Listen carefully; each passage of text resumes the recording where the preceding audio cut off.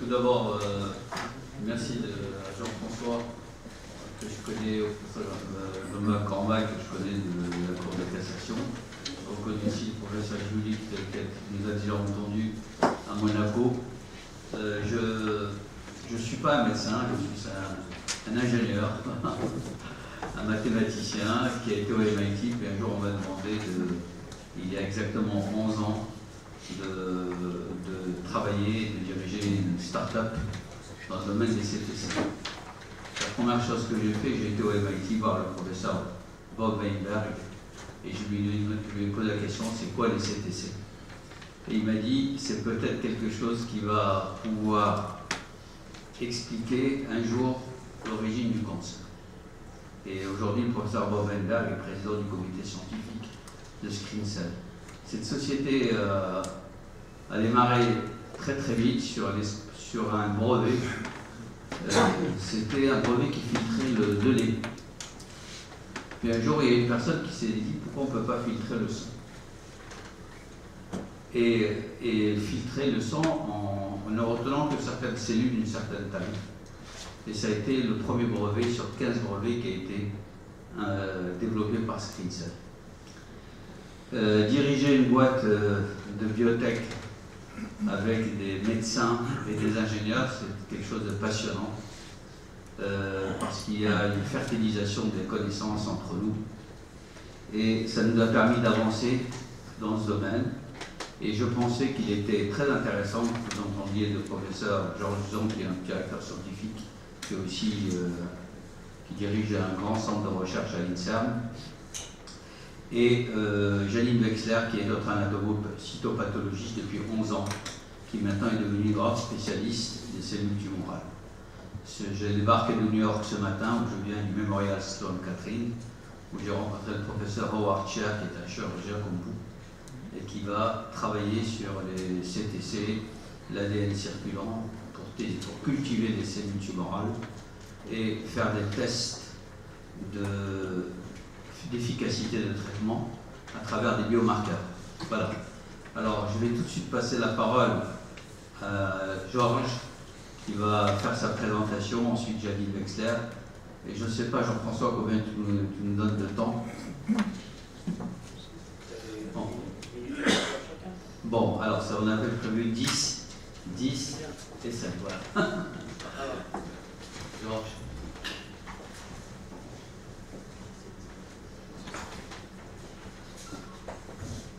Bonjour, merci à tous. Donc voilà, donc moi je suis Georges Luzan et je vais vous parler des applications cliniques de ces cellules tumorales circulantes. En fait, comme vous le savez, dès qu'une tumeur commence à grossir, il faut absolument qu'elle soit vascularisée pour pouvoir grandir, avoir un apport en oxygène et en nutriments. Et en même temps, dès qu'elle commence à être irriguée par le sang, il y a des cellules qui se détachent de la tumeur, qui ont des propriétés de motilité plus importantes que les autres, et qui vont passer dans la circulation. Alors une fois qu'elles sont dans la circulation, certaines d'entre elles, pas toutes, elles vont avoir une propriété particulière, c'est de pouvoir ensemencer des organes distants. Et dans ces organes distants, elles vont pouvoir rester dans ce nouvel environnement qui n'était pas le sien au départ, et elles peuvent rester comme ça, dormantes, pendant des années, voire des dizaines d'années. Et puis, à un moment donné, donc c'est ce qu'on appelle la dormance, et puis à un moment donné, sous l'effet d'un stimuli qu'on ne connaît pas forcément, ces cellules elles vont se mettre à pousser et donner des tumeurs secondaires, des métastases, dans cet environnement différent, ce qui fait que cette tumeur secondaire, elle peut être relativement différente de la tumeur primaire dans ses caractéristiques. Alors évidemment, on sait tous que le patient qui a un cancer, ce qui est vraiment dangereux, ce n'est pas la tumeur primaire que vous savez opérer, mais souvent c'est la métastase qu'on a du mal à repérer. Et donc basé sur cette idée-là, il y a tout un courant de recherche qui s'est créé sur l'utilité des cellules tumorales circulantes pour détecter la récurrence ou le risque de récurrence métastatique finalement avant qu'elles soient détectables par les techniques classiques d'imagerie, parce que ces techniques, elles ont quand même une limite, et il faut environ plus de 10 millions de cellules pour pouvoir les détecter. Et en plus, la métastase, elle peut se faire un peu n'importe où, encore qu'il y ait un tropisme pour certaines tumeurs, pour certains cycles secondaires. Et donc on ne peut pas faire aux patients de l'imagerie tous les 3 mois. Et c'est pour ça que cette analyse des CTC, ça va indiquer qu'il y a un foyer tumoral actif. Et donc ça va être un signal d'alarme qui va pousser l'oncologue à aller rechercher plus loin. Et comme ce n'est pas un test qui est invasif, il suffit de faire une prise de sang qui peut être réalisée dans le suivi du patient, on peut répéter ce test relativement souvent. Alors si on schématise un petit peu l'utilité clinique des CTC, donc on a un patient, il est diagnostiqué comme ayant un cancer. À ce moment-là, on peut prendre, mesurer ces CTC alors qu'il n'a pas encore subi le traitement. Donc ensuite, il va subir une combinaison de traitements, de la chirurgie, de la chimio, etc. Et on peut mesurer les CTC pendant cette phase-là. Et à ce moment-là, ça peut être indicatif de l'efficacité du traitement. Alors, on peut supposer que le traitement il est efficace et va s'en suivre toute une période où le patient est en rémission et on peut suivre le patient en lui mesurant les CTC tous les quelques mois pour voir s'il n'y a pas de rechute. Puis malheureusement, à un moment donné, il peut y avoir une brusque montée des CTC dans le sang, et là, c'est un signal d'alarme. Ça veut dire qu'il faut aller voir de façon plus précise s'il y a une tumeur qu'on peut détecter dans un organe. Et à ce moment-là, c'est intéressant parce que une fois qu'on a fait le traitement, en général, on n'a plus de matériel tumoral, et le fait d'avoir les cellules tumorales circulantes, ça permet d'avoir finalement le même niveau d'information qu'on aurait à partir de la tumeur. Alors, on peut faire tout un tas de choses, comme je vais le développer. Et à ce moment-là, on va voir finalement de quelle façon la tumeur elle a évolué. Parce que, comme vous savez maintenant, on donne un traitement, une chimio qui va être par exemple ciblée sur une mutation. La mutation, elle est active au moment où, en général, on le fait sur la biopsie primaire. Et puis, cette mutation, elle peut s'éteindre parce qu'il y a une autre population qui a pris le dessus avec une autre mutation. Et donc, c'est inutile de donner au patient son traitement primitif qui coûte cher que les effets secondaires, alors que peut-être il a une autre mutation différente et pour lequel il peut éventuellement exister un autre traitement.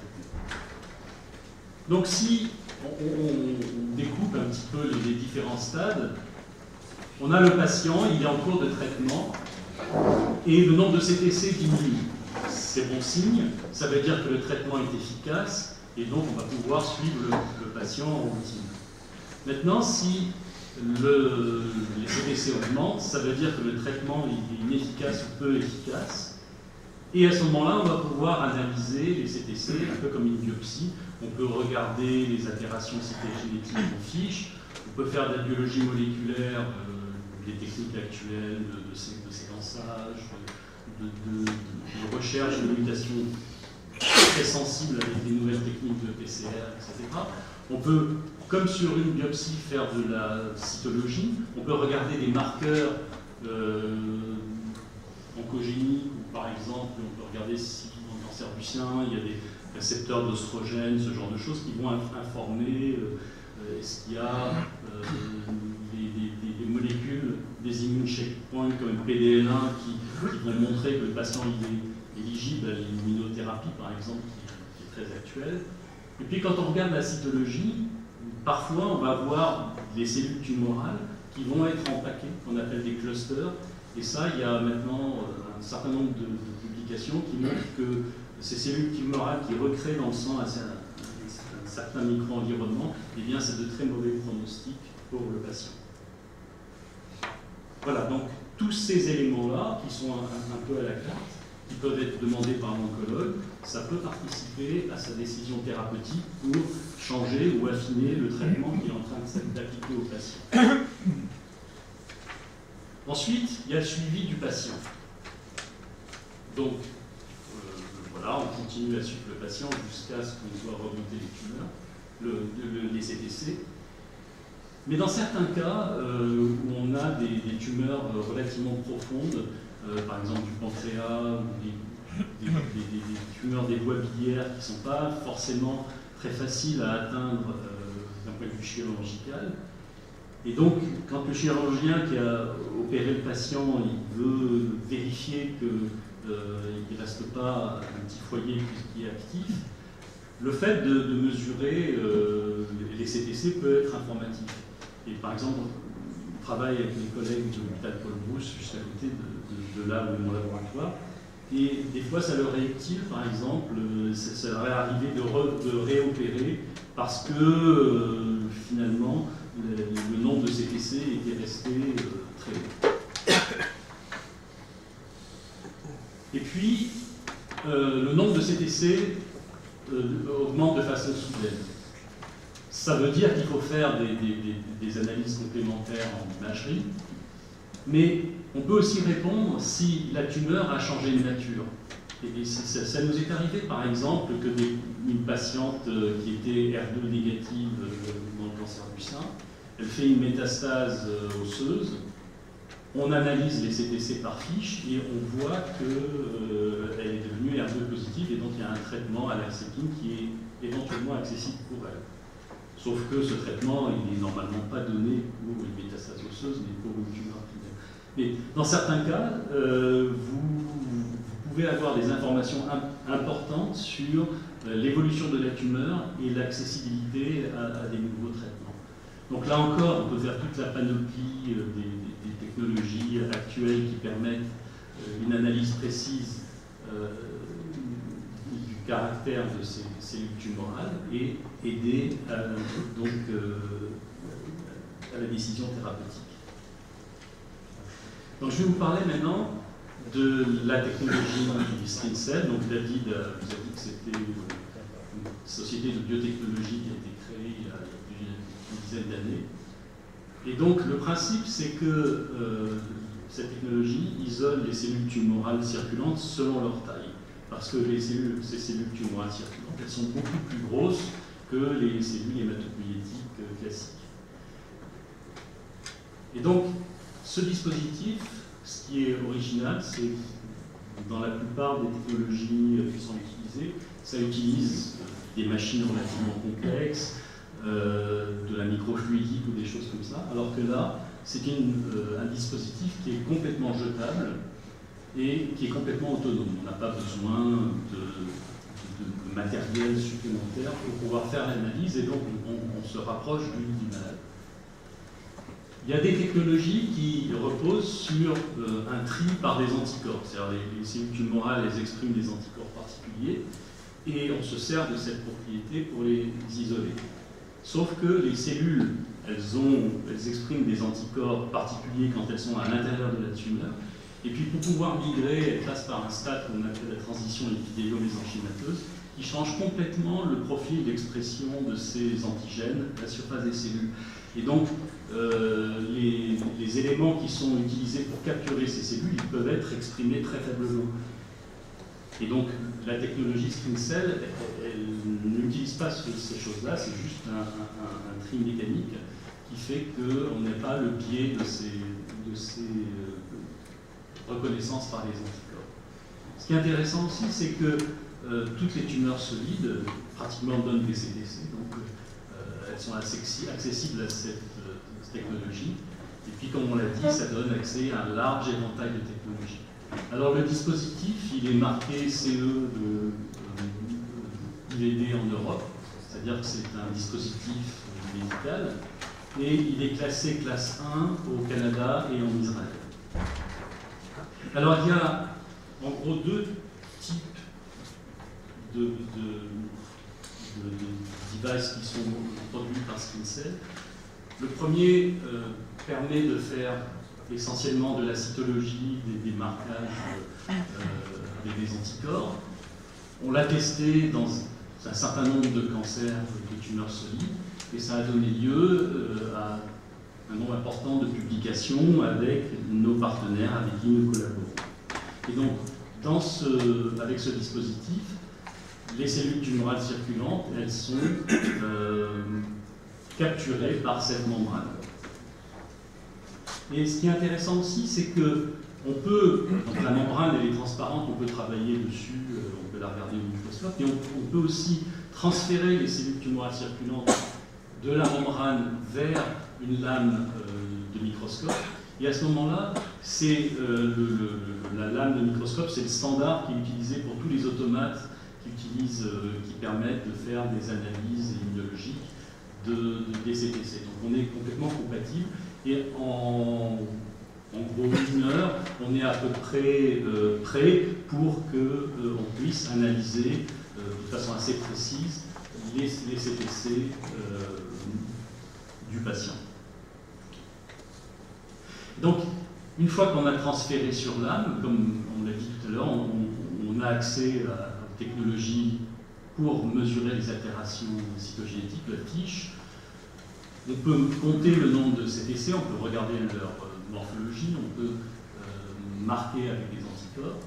Et on peut faire également quelque chose qui commence à devenir à la mode, c'est-à-dire qu'on sait qu'il y a une grande hétérogénéité de ces cellules, et avec l'évolution des techniques, on est capable d'isoler ces cellules individuellement et de les analyser individuellement. Donc on va pouvoir, dans la population des cellules qu'on a isolées, aller voir celles qui ont des caractères les plus invasifs, qui peuvent expliquer pourquoi elles peuvent être, par exemple, résistantes au traitement.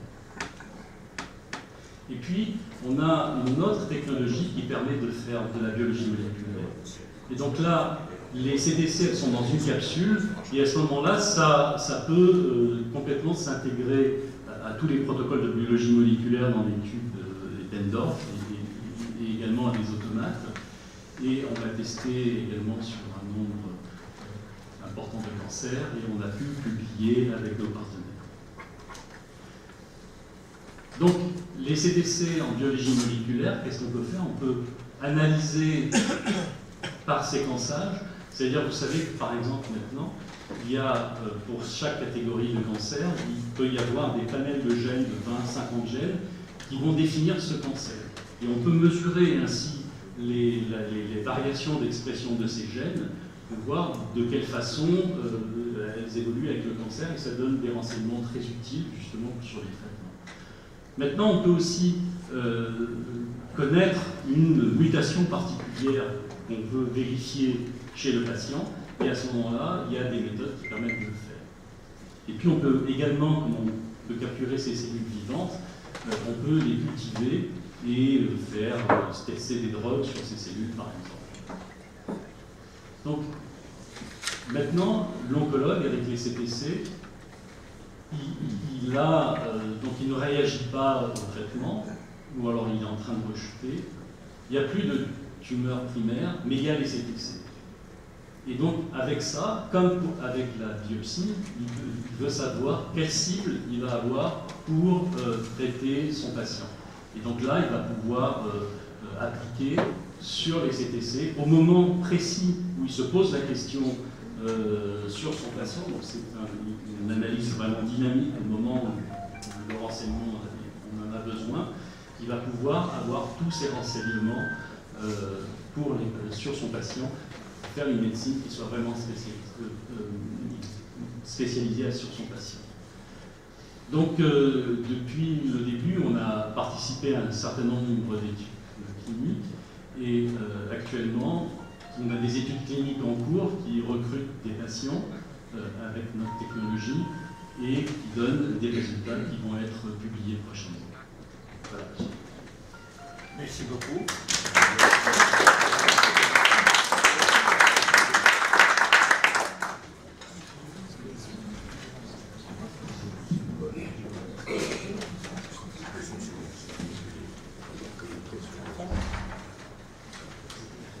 Je suis Janine Wexler, je vous remercie de me donner la parole. Je suis anapathe. Et depuis une dizaine d'années, plus de 10 ans, j'étudie les cellules tumorales circulantes grâce à la technique stem cell qui nous met à disposition un matériel cellulaire qui est à peu près identique à celui que l'on voit dans un liquide biologique, liquide d'épanchement, oral, épanchement acide. Donc on retrouve les mêmes images, on peut faire donc le même type de diagnostic, et éventuellement des images que l'on voit également dans les drill biopsies qu'on reçoit de plus en plus. Donc ce qui nous a permis de réunir toutes les images et tous les critères diagnostiques dans un atlas qui, à ma connaissance, est le seul existant actuellement. Atlas qui permet à un anapathe standard de visualiser, de faire le diagnostic des cellules tumorales circulantes et éventuellement des cellules qui sont associées. Comment reconnaît-on une cellule tumorale circulante? Alors, c'est par la taille que la cellule est isolée. C'est également par la taille que l'on va reconnaître la cellule par rapport aux cellules environnantes du sang, qui sont les leucocytes. Et contrairement au liquide d'épanchement, où l'on trouve des cellules candidates qui peuvent poser des problèmes diagnostiques différentiels avec la cellule tumorale, comme par exemple dans les cellules mésothéliales que l'on peut trouver dans le liquide d'épanchement, là, on n'a pas ce problème, puisque les cellules tumorales circulantes sont uniquement accompagnées par les leucocytes, éventuellement par quelques cellules endothéliales, et donc qui sont beaucoup plus faciles à reconnaître par rapport aux cellules environnantes. Alors la taille, bien sûr, au moins 18 mu. Il existe des cellules atypiques un peu plus petites, mais on n'est pas certain de leur malignité, donc on les met de côté. Leur cytoplasme est peu abondant, c'est réduit à une couronne cytoplasmique autour du noyau. Et le rapport nucléocytoplasmique est très élevé, presque 1, comme vous allez le voir sur l'image suivante. Donc là, vous avez 3 cellules atypiques, dont la plus volumineuse est typiquement une cellule tumorale. Vous voyez les leucocytes qui sont à côté, sont des polynucléaires. Ici, ce ne sont pas des hématies qui ont été détruites par le substrat, ce sont les pores, les micropores, qui permettent de filtrer les cellules. Donc les cellules retenues sont les plus grosses, donc les polynucléaires. Une grosse cellule tumorale, absolument évidente par sa forme, un noyau très irrégulier, très peu de cytoplasme en périphérie, et des cellules qui sont plus petites, probablement également tumorales, mais sur lesquelles on ne peut pas se prononcer formellement, parce qu'elles n'ont pas la taille obligatoire. Et cette technique permet de manière tout à fait précieuse le transfert des cellules de la membrane sur une lame. Alors pourquoi c'est précieux pour l'anapathe? C'est qu'on va pouvoir passer cette lame dans les automates d'immuno ou de fiches.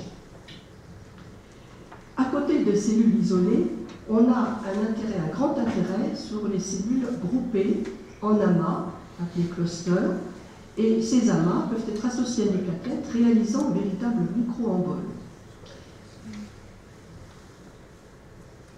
Voilà un exemple de micro-embole. Vous voyez qu'il y a des dizaines de cellules agglutinées les unes aux autres. Il ne s'agit pas d'un artefact, puisqu'elles sont accompagnées de plaquettes. Et c'est un véritable micro-embole qui est saisi dans la circulation. Et la quantité de cellules là est équivalente, à peu près équivalente à ce que l'on obtient dans une drill biopsie mammaire ou autre, d'organes profonds.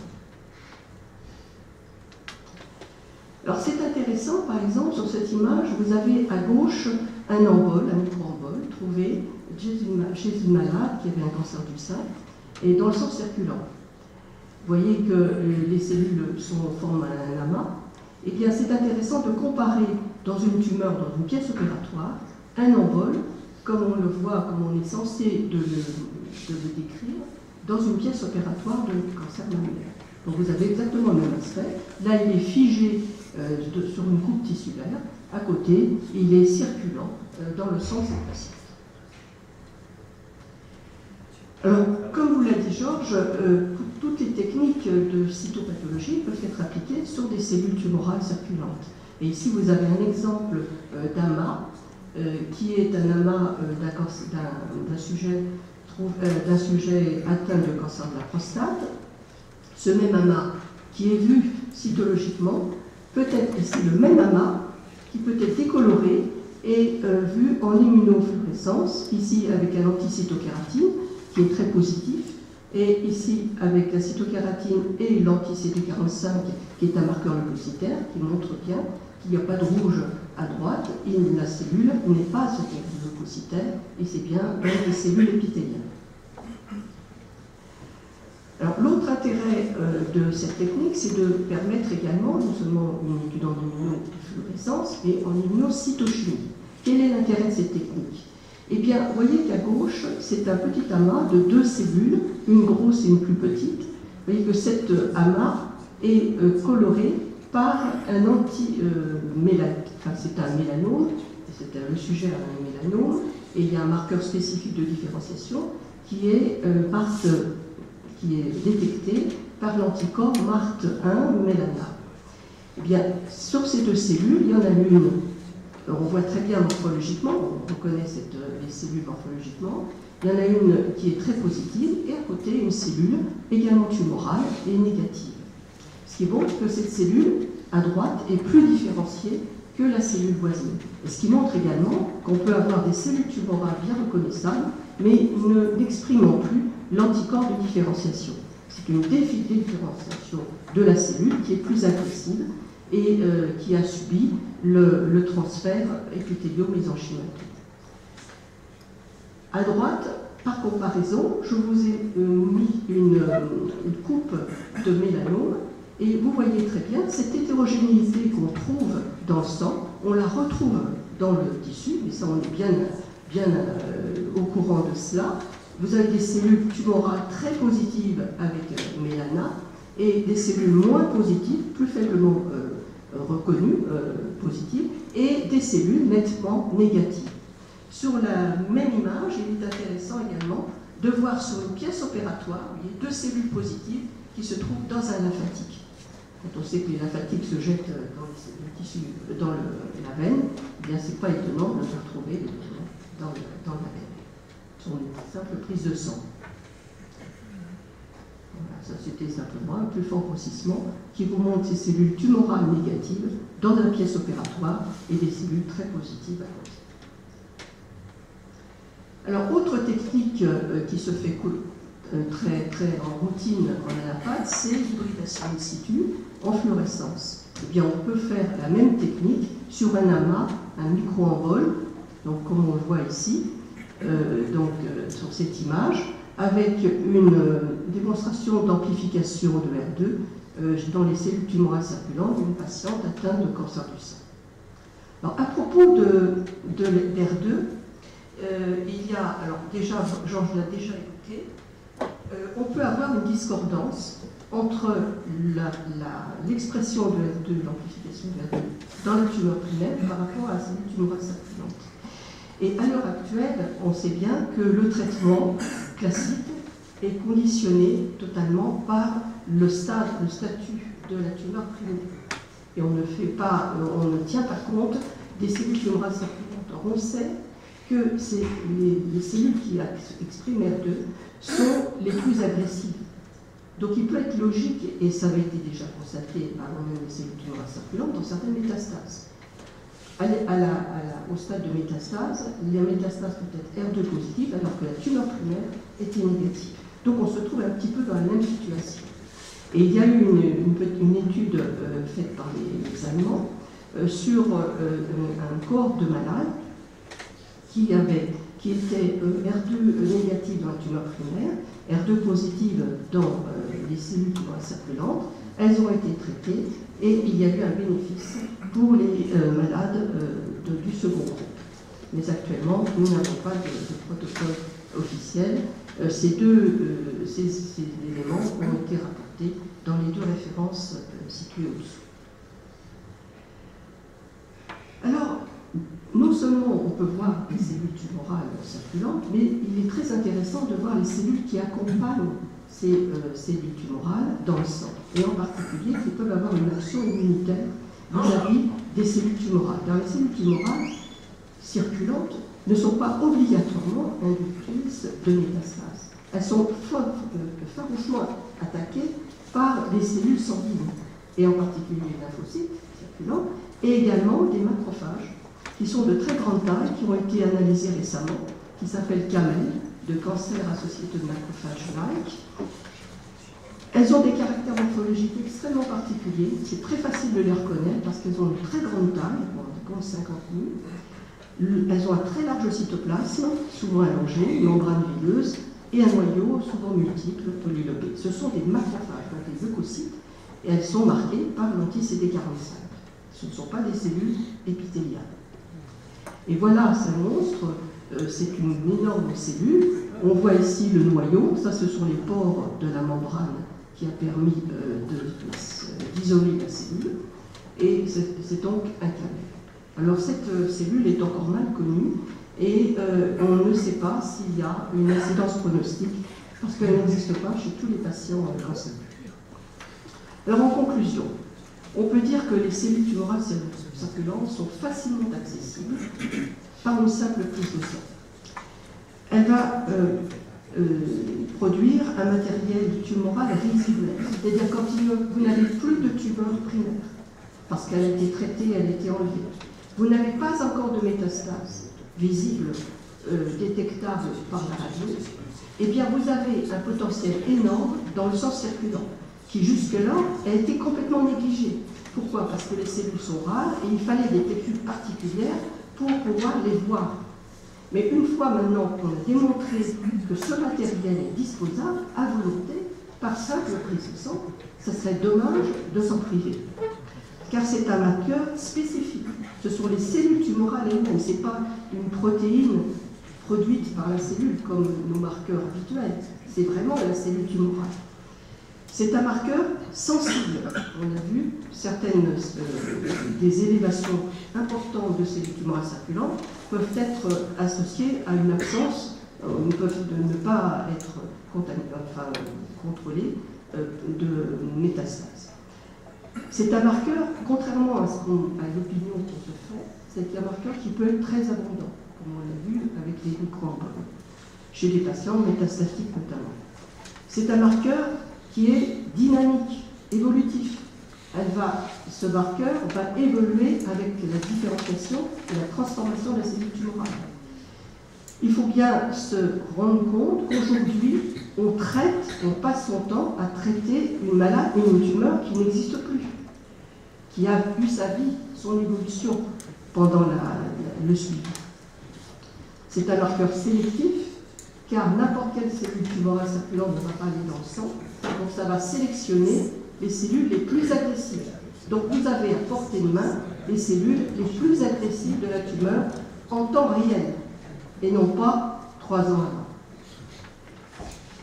C'est un matériel cellulaire complet, c'est-à-dire qu'on pourra rechercher une cible, qu'elle soit cytoplasmique, membranaire ou nucléaire, et pas seulement un fragment ou une sécrétion. Donc c'est un matériel cellulaire complet, et de plus, ce sont des cellules qu'on peut avoir vivantes. Dans la technique, donc on a déjà cultivé des cellules tumorales de patients, et dans l'avenir, c'est un grand espoir de pouvoir mettre au point des tests pharmacodynamiques in vitro en vue d'un traitement personnalisé des patients. Et je vous remercie.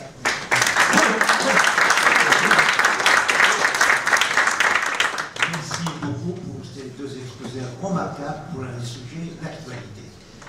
Même si vous n'avez pas beaucoup de temps, parce que c'était très intéressant de vous écouter, on va se donner quelques minutes. Question simple. Est-ce que toutes les tumeurs solides ont des cellules tumorales circulantes? Non. D'abord, toutes les tumeurs solides n'ont pas forcément des cellules circulantes, et tous les patients d'un même cancer n'ont pas forcément des cellules tumorales circulantes. Ça signe simplement l'évolutivité de la tumeur. Alors, les tumeurs, les cancers peu évolutifs, en général, n'ont pas de cellules tumorales circulantes. Donc, de ce fait-là, on ne peut pas utiliser cette technique pour le dépistage de cancer? Absolument pas. Et d'autant, alors je vais vous donner un autre argument, qui est absolument formel, pour l'instant du moins avec les techniques actuelles, c'est qu'on peut voir des cellules atypiques, non tumorales, dans certaines maladies dysplasiques. Je pense à dysplasie mammaire, aux dysplasies pancréatiques, toute dysplasie qui peut précéder le stade cancéreux. On peut avoir une libération de cellules atypiques qu'on pourrait prendre pour des cellules tumorales, un petit nombre, bien sûr pas des amas, pas des micro-emboles. Et l'autre argument, c'est qu'on peut avoir de vraies cellules tumorales circulantes dans un micro-cancer qui va se résoudre tout seul. On a une immunité, un système immunitaire qui permet d'éliminer des micro-cancers, et à cette occasion, on pourrait voir quelques cellules tumorales circulantes sans pour ça rendre service au malade en traitant un cancer qui va se guérir tout seul. Et troisième question, pour le chirurgien, quand il opère un cancer, est-ce qu'il doit faire un prélèvement avant de toucher la tumeur et deuxième prélèvement à la fin de l'intervention? Si oui, est-ce que c'est recommandé ou c'est opposable? Alors, avant, bien sûr, parce que ça vous donne le stade 0, avant tout traitement, vous devez faire, si vous voulez suivre la maladie, le prélèvement sanguin au moment de la chirurgie, avant la chirurgie. Pourquoi? Parce que la chirurgie peut mobiliser des cellules et les faire.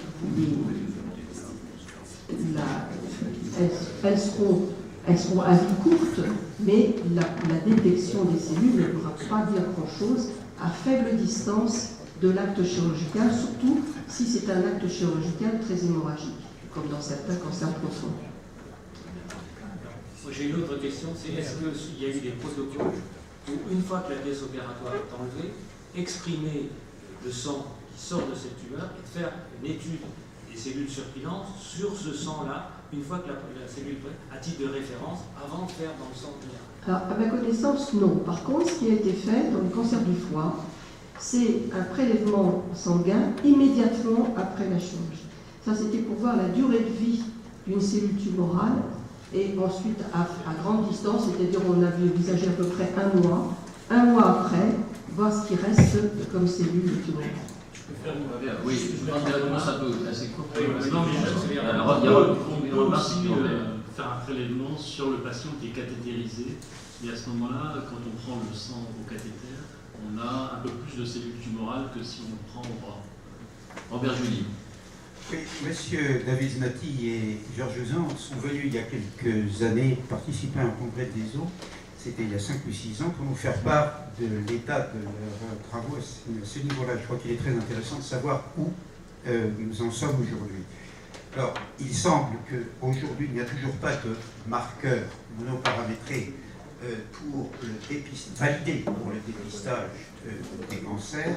En revanche, c'est une technique qui n'est pas liée à un marqueur, qui ne dépend pas seulement de l'analyse cytologique ou de l'analyse immunologique des cellules, mais qui fait intervenir des paramètres fonctionnels, ce qui me paraît extrêmement intéressant, qui permettent de dépister les micro-emboles dont on nous a parlé à l'instant.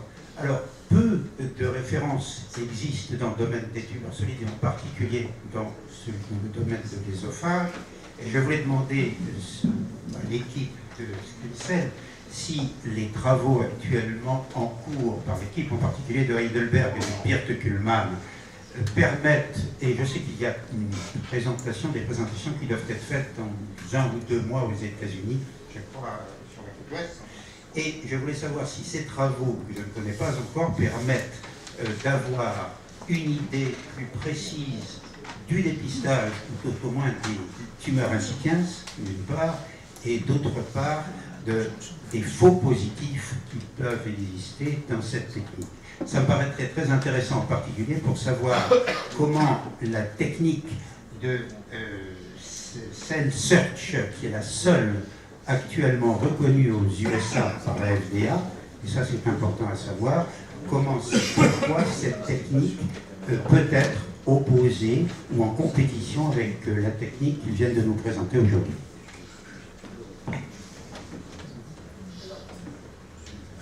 Je vais répondre, c'est une question complexe à plusieurs tiroirs.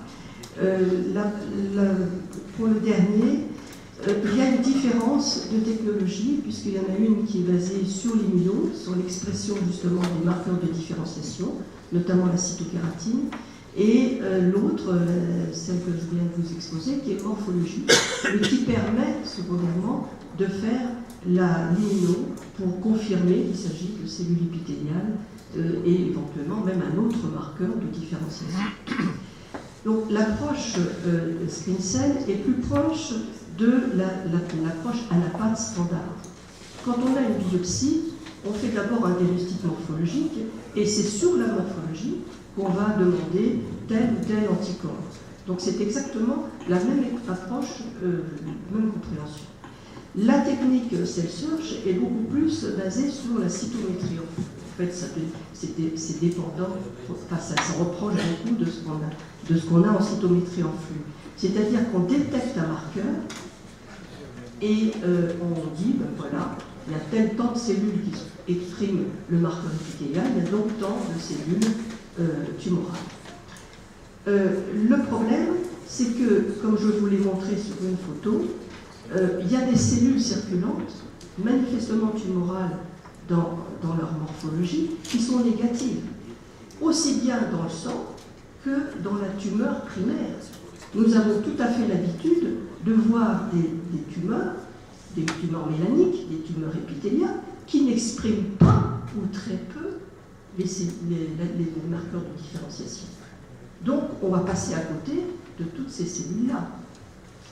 Et pourquoi on répond que une tumeur épithéliale est une tumeur épithéliale du point de vue morphologique et immunologique? C'est parce qu'on a une dizaine de cellules qui sont positives. Toutes les autres ayant la même morphologie, on assimile l'ensemble.